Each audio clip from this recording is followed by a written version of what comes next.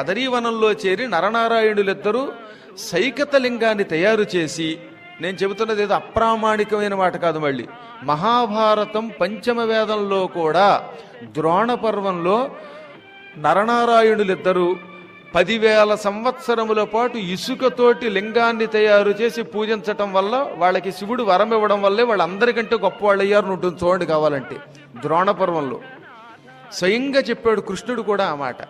అశ్వత్థామ శివలింగం బదులు విగ్రహాన్ని తయారు చేసి పూజించాడు. నరనారాయణులు శివలింగాన్ని పూజించారు.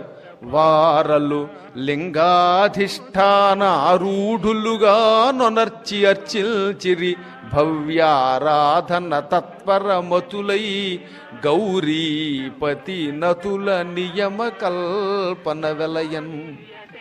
నరనారాయణులిద్దరూ లింగాధిష్టానారూఢులుగా నొనర్చి అర్చించిరి. ఈశ్వరుణ్ణి ఒక లింగం తయారు చేసి అందులోకి ఆహ్వానం చేసి పూజించారు. అందువల్లే నరనారాయణులకి శివుడు ఏమని వరమిచ్చాడు? యుద్ధం వస్తే నన్ను కూడా జయించే శక్తి మీకు ఇచ్చాను అని వరమిచ్చాడు. కానీ అశ్వత్థామకి కేవలం కొన్ని అస్త్రాలు మాత్రమే ఇచ్చాడు. అందువల్లే అర్జునుడు పాశుపతాస్త్రం కోసం శివుణ్ణి పూజించినప్పుడు శివుడితో యుద్ధం చేసి ఆయన్ని కూడా మెప్పించగలిగాడు.